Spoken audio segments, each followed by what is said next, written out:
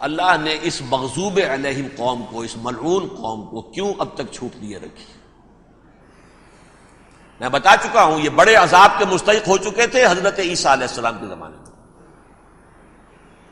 چھوٹ دی ہے ابھی تک ہے، بلکہ ایک مرتبہ ابھارا ہے، 1900 برس کے بعد ابھرے ہیں یہ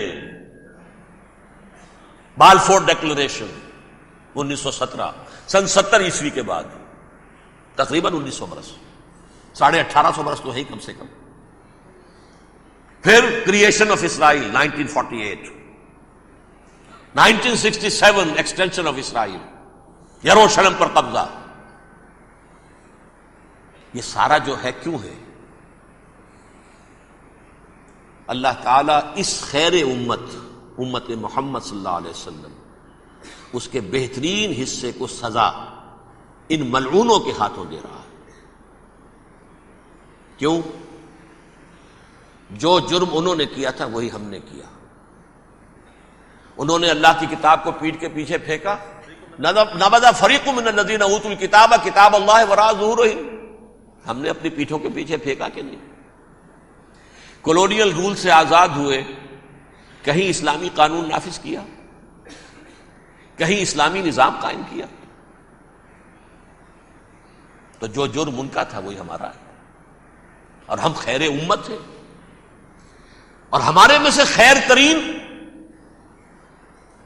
عرب ہیں، ان پر اللہ کا فضل، ان کی مادری زبان میں اللہ کی کتاب موجود ہے۔ پھر انہوں نے اللہ کے دین کو پیٹھ دکھائی۔ جو ملک آزاد ہوا کولونیل رول سے، یا اس نے قبلہ کر لیا اپنا ماسکو کی طرف، یا کر لیا واشنگٹن کی طرف، کسی نے مکے کو قبلہ بنایا، یہ بدترین سزا ہے۔ ویل للعرب من شر قد اقترب۔ اور ترمذی شریف میں تو یہاں تک روایت ہے، من اقتراب الساعۃ ہلاک العرب، قیامت کے قرب کی ایک نشانی یہ بھی ہوگی کہ عرب ہلاک ہو جائیں گے۔ ایک حدیث میں الفاظ آتے ہیں کہ حضور نے جب کہا یہ ہوگا یہ ہوگا یہ ہوگا، یہ بربادی آئے گی، تو کسی زوجہ محترمہ نام میں بھول رہا ہوں، انہوں نے پوچھا کہ عرب اس دن کہاں ہوں گے؟ فرمایا العرب یومئذ قلیل، بہت کم ہوں گے۔ آخری خاتمہ ہونا ہے یہود کا حضرت مسیح علیہ السلام کے ہاتھوں، وہ عذاب جو 2000 برس تک ان سے ٹلا رہا وہ آئے گا، اور ان کے رسول ہی کے ہاتھوں آئے گا۔ لیکن اس سے پہلے مسلمانوں پر یہ عذاب آ رہا ہے، ہولوکاسٹ کے درجے کا عذاب آ رہا ہے۔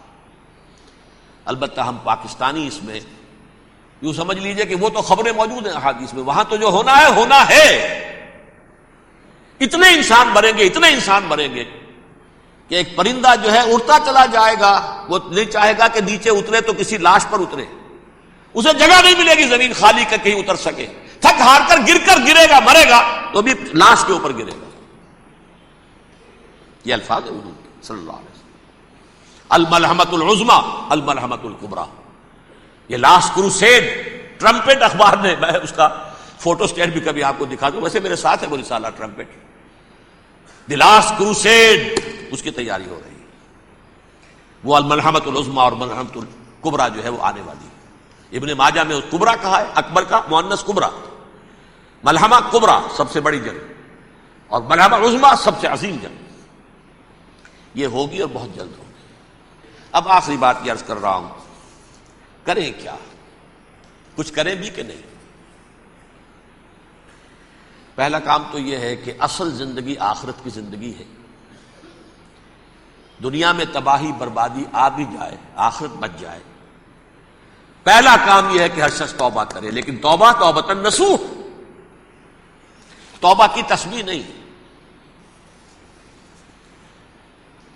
آیہ کریمہ کا ختم نہیں، لاکھ مرتبہ لا الہ الا انت سبحانک انی کنت، اس سے کچھ نہیں ہوتا۔ توبہ یہ ہے اپنی معاش کے اندر جھانکیے، اپنی معاشرت میں جھانکیے، جہاں جہاں اسلام کے خلاف کچھ نظر آئے پھینک دیجئے، نکال کر کاٹ دیجئے، بے پردگی ہے نکالیے، آپ کی کمائی میں کوئی حرام کا عنصر ہے ختم کیجئے، توبہ کیجئے، ابھی کیجئے۔